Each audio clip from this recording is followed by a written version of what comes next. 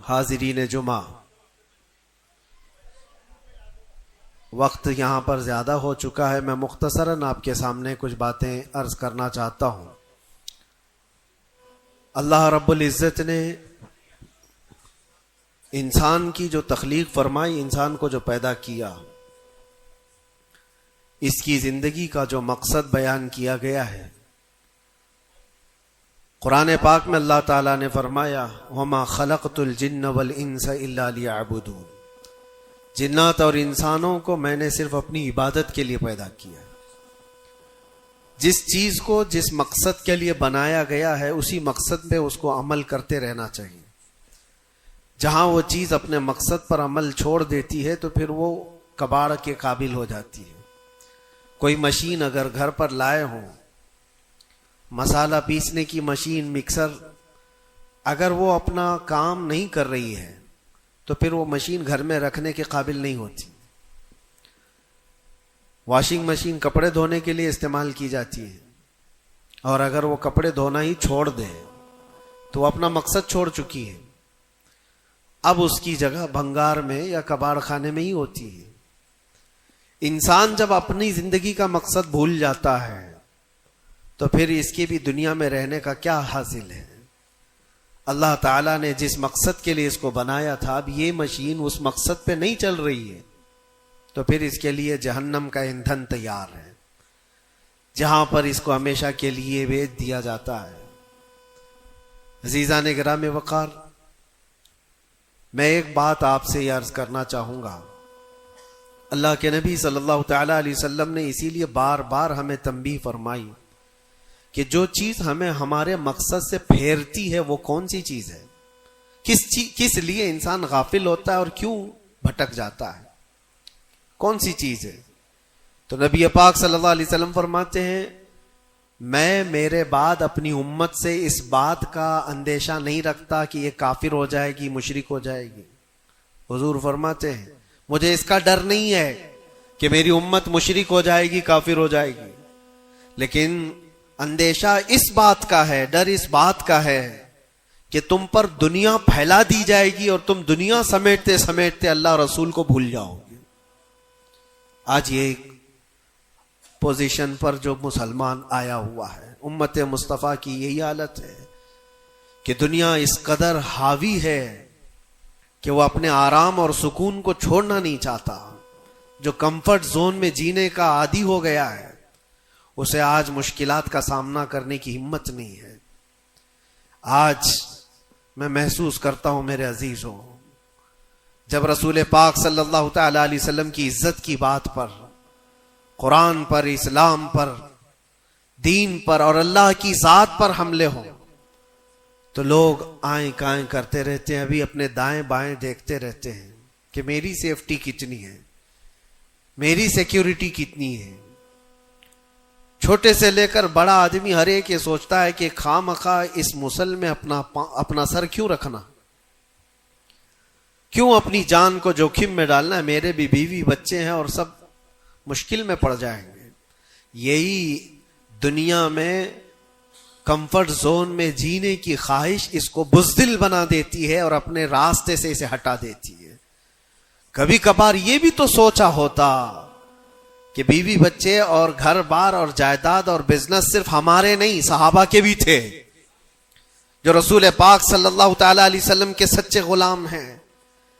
ان کی بھی جائیدادیں تھیں، ان کے بھی مال و اولاد تھے، ان کی بھی بیوی بچے، لیکن کبھی عظمت مصطفیٰ اور دامن مصطفیٰ کے بیچ دنیا کی کسی چیز کو انہوں نے کبھی آنے نہیں دیا ہے۔ ہم ساری چیزوں کو پہلے مقدم رکھتے ہیں کہ کیا ہوگا۔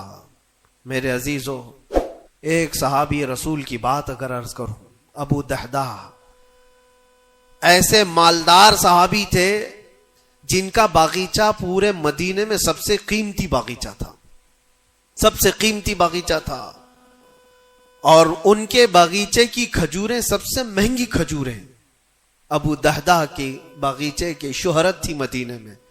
مسجد نبوی میں بیٹھے ہوئے تھے، حضور پاک صلی اللہ تعالی علیہ وسلم کے پاس ایک مسئلہ آیا تھا، ایک یہودی کا اور ایک مسلمان کا، ایک دوسرے صحابی کا۔ اس یہودی کے اور مسلمان صحابی کے درمیان جو مسئلہ وہ تھا ایک درخت کو لے کر کے، کھجور کی درخت وہ یہودی کے آنگن میں تھا جس کی کھجوریں اس صحابی کے گھر پہ گر جاتی تھی. انہوں نے خریدنے کے لیے کہا، وہ دینے کو راضی نہیں تھا. یا اس طرح کا ایک مسئلہ اور بھی ہے. اللہ کے نبی صلی اللہ تعالی علیہ وسلم نے رغبت دلائی، کوئی ہے جو یہ ایک درخت خرید کر کے میرے اس صحابی کو دے دے، اسے میں جنت کا باغیچہ دوں گا.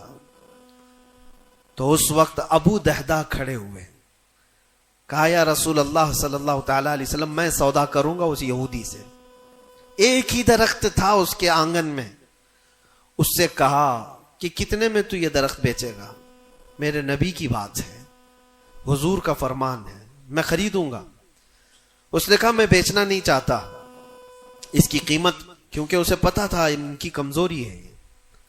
ابو دہدہ نے کہا کیا تجھے پتا ہے مدینے، اوالی مدینے میں ابو دہدہ کا باغیچہ؟ کہا اس کو کون نہیں سنا ہے، مدینے کا ہر بچہ جانتا ابو دہدہ کے باغیچے کی شہرت. کہا اگر میں وہ باغیچہ اس درخت کے بدلے دے دوں تو کیا تو یہ درخت مجھے دے گا؟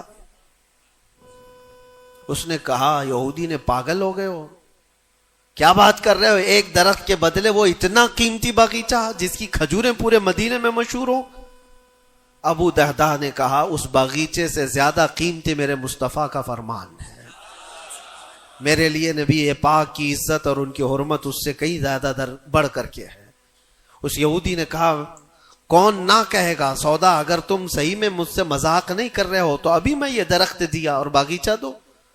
ابو دہدہ نے کہا تو نے ابھی دیا، میں نے بھی یہیں سے دے دیا، باغیچہ بیچ دیا اور ساری چیزیں یہیں پر طے کر کے اپنے باغیچے پر آتے ہیں. باہر دروازے پر کھڑے ہیں، باغیچے کے پھاٹک پر.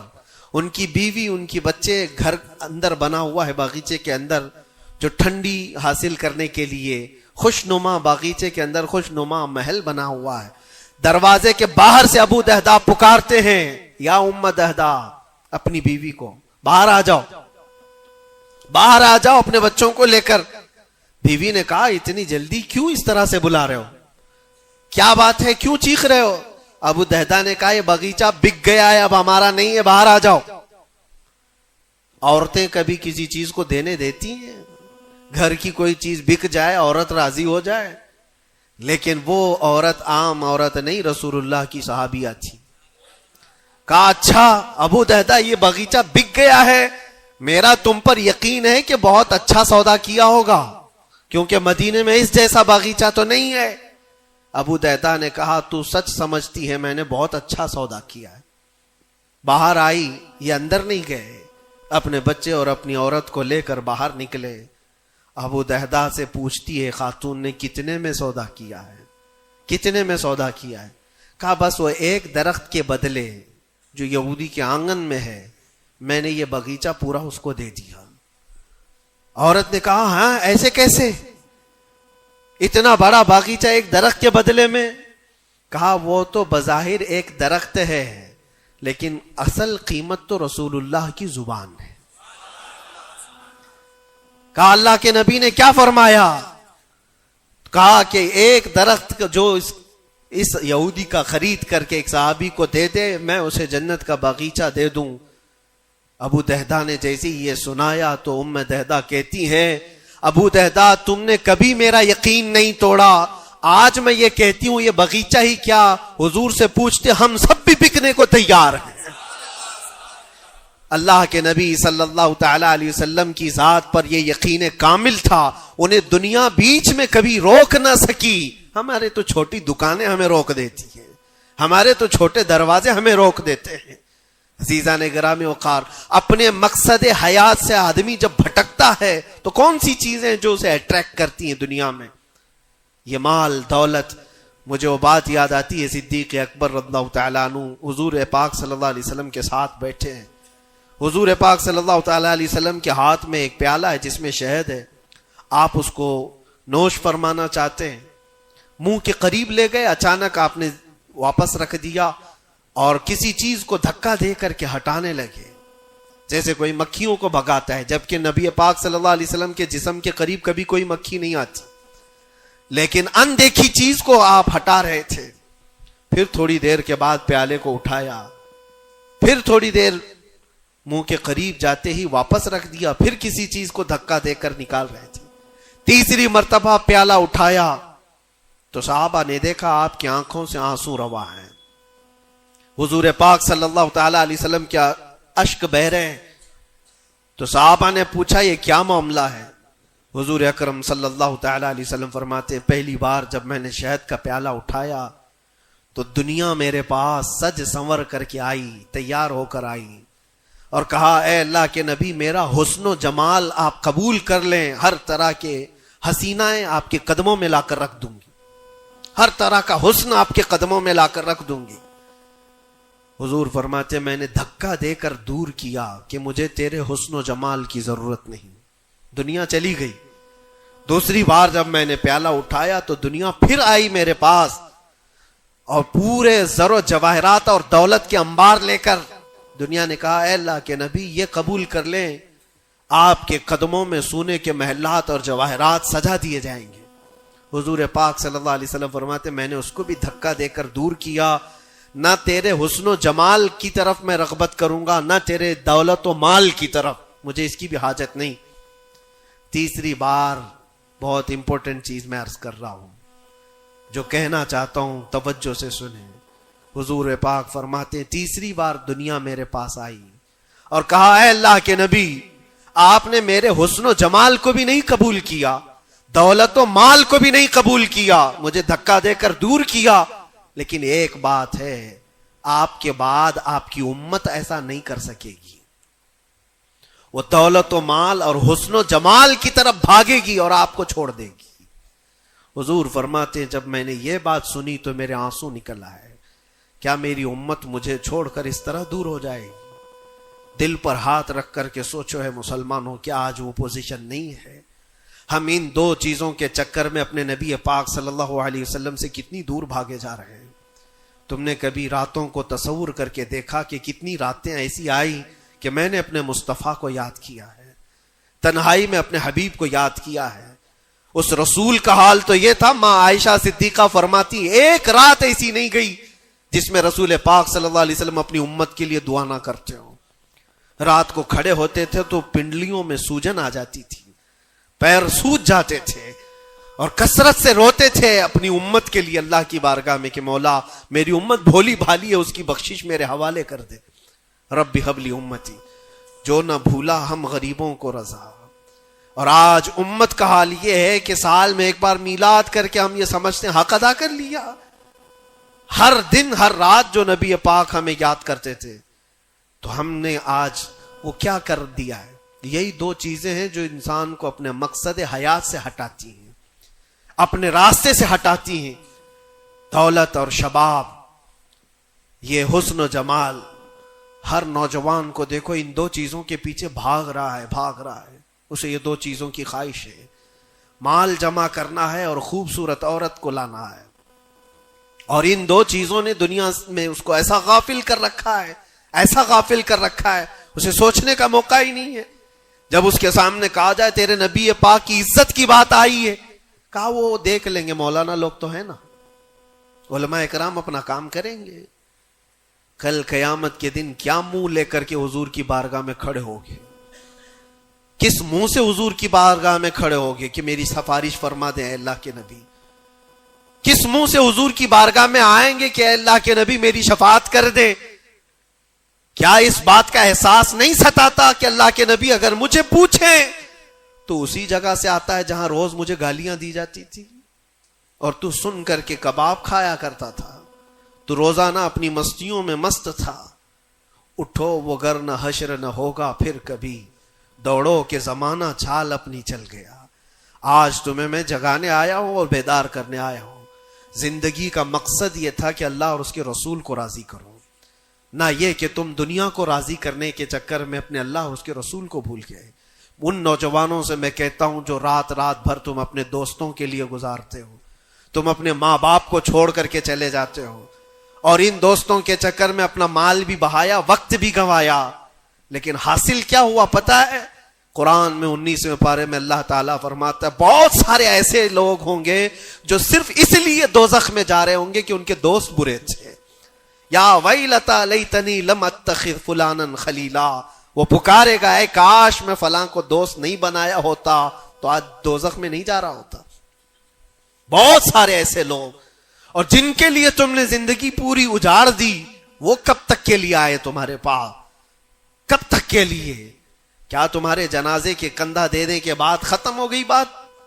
کون تمہاری قبر میں آتا ہے؟ کون تمہارے قبر کے حالات دیکھتا ہے؟ کون ہے جو حشر میں تمہارے معاملات کی سفارش کرتا ہے؟ ہے کوئی نوجوان دوست تمہارے لیے مددگار؟ نہیں. تمہارا دل بھی یہ کہے گا اس قبر کی نئی زندگی میں اگر کوئی آئے گا تو وہ آمنہ کا لال آئے گا. نبی پاک صلی اللہ تعالی علیہ وسلم تشریف لائیں گے. بزرگان دین نے یہاں تک فرمایا ہے وہ قبر میں میرے آقا صلی اللہ تعالی علیہ وسلم اس حالت میں اور اتنی جلدی آتے ہیں، اور منکر نکیر کے اٹھانے سے پہلے اس سے کہتے ہیں فرشتوں سے آہستہ سے اٹھاؤ، میری محبت میں بڑا تھک کے آیا ہے. وہ کس کے لیے ہے؟ جو محبت مصطفیٰ میں یہاں تھکا ہوا ہو اس کے لیے ہے. وہ نہیں جو عیش و عشرت میں شباب و کباب میں یہاں تھک کر کے گیا ہو. وہاں پر بھی بزرگوں نے فرمایا قبر میں حضور پاک صلی اللہ تعالی علیہ وسلم کچھ لوگوں کی، کچھ مومنین کی قبر میں ایسے بھی حالات ہوں گے کہ جب فرشتے اس کو اٹھا کر جھنجھوڑ کر پوچھ رہے ہوں گے بتا ان کے بارے میں کیا کہتا تھا دنیا میں، حضور اپنا چہرہ پھیر لیں گے.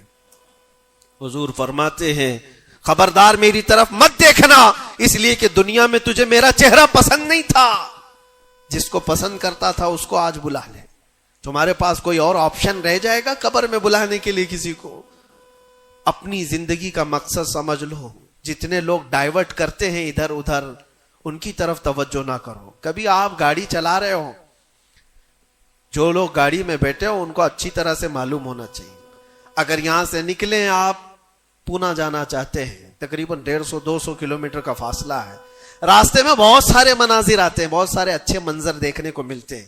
کبھی پہاڑیاں ہیں، کبھی درخت ہیں، کبھی جھیل ہے، کبھی کچھ ہے، کبھی کچھ ہے. تو کیا اس راستے پہ گزرتے ہوئے جو چیز اچھی لگ جائے وہیں رک جاتے ہو؟ تمہیں پتا ہے نہیں مجھے تو پونا پہنچنا ہے 2 گھنٹے کے اندر، میرا راستہ آگے، میری منزل آگے ہے. جتنے درخت آئے خوبصورت دیکھ لیا چل پڑا، پہاڑ آئے دیکھ لیا چل پڑا.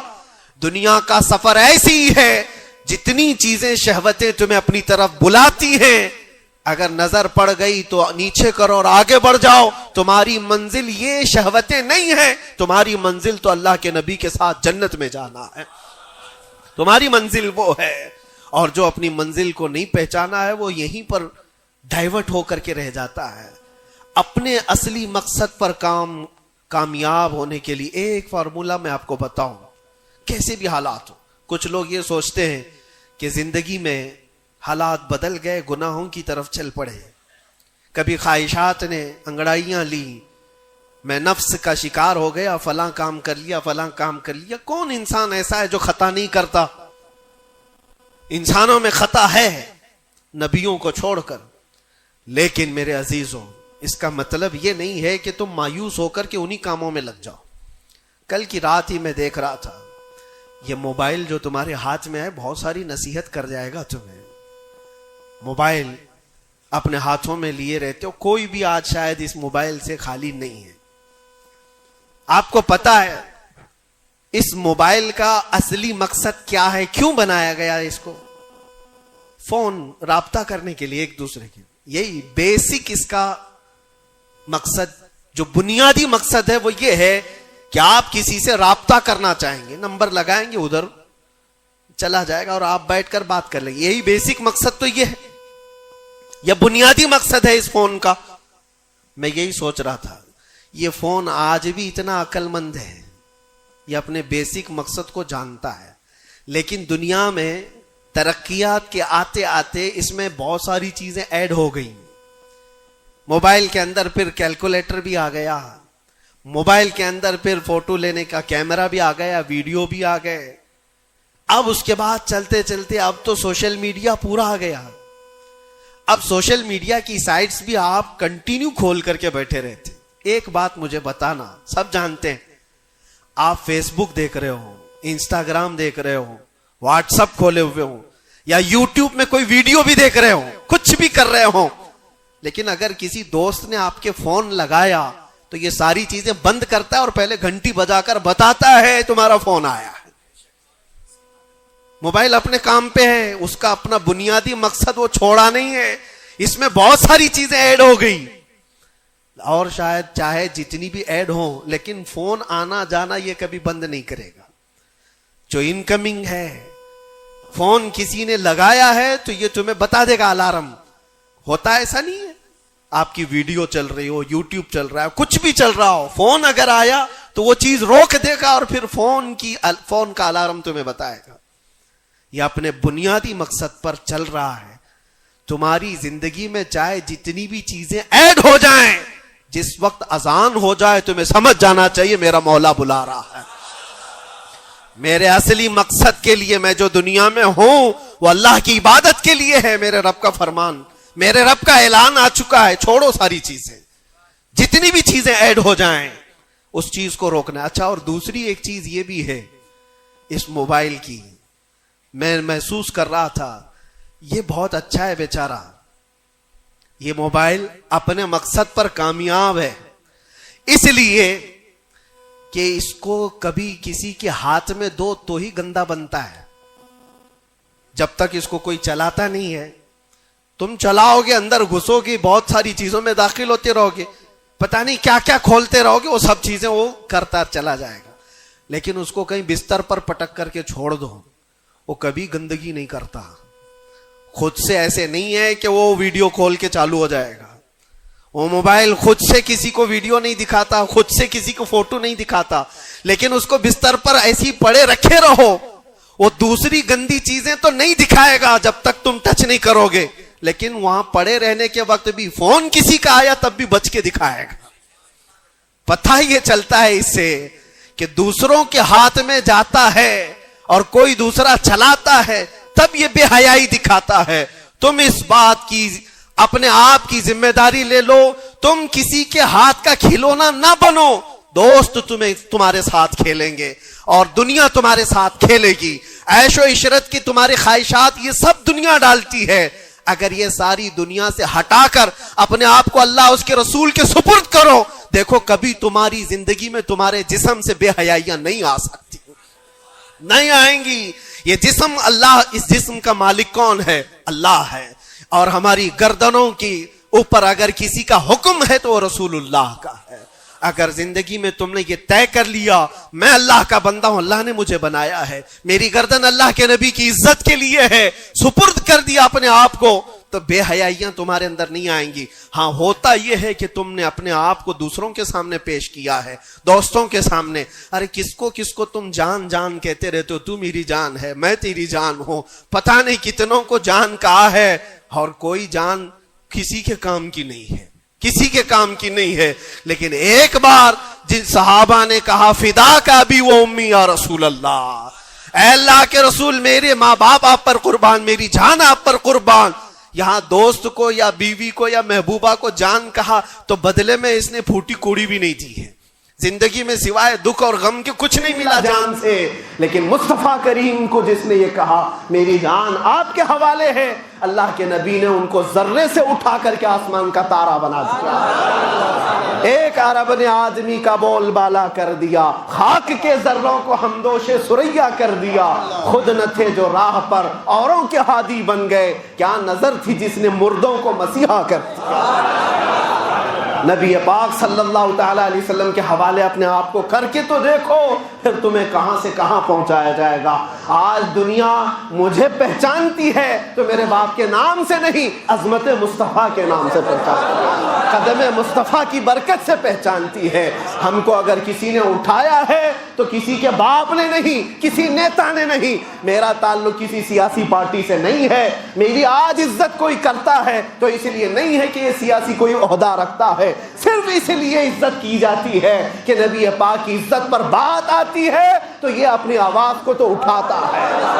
جب تک تک بکے نہ تھے تو کوئی پوچھتا نہ تھا، یا رسول اللہ تم نے خرید کر ہمیں انمول کر دیا۔ اللہ کریم ہم سب کو اپنے مقصد حیات پر چلنے کی توفیق عطا فرمائے، ہماری زندگی کو با مقصد اور با عمل بنانا ہے۔ اللہ کریم کی بارگاہ میں دعا ہے کہ مولا مرنے سے پہلے وہ دن ہمیں دکھا، آنکھیں بند ہونے سے پہلے ایک بار اس حسین جمال جہاں آرا کی زیارت ہمیں نصیب فرما۔ وآخر دعوانا الحمدللہ رب العالمین۔ السلام علیکم۔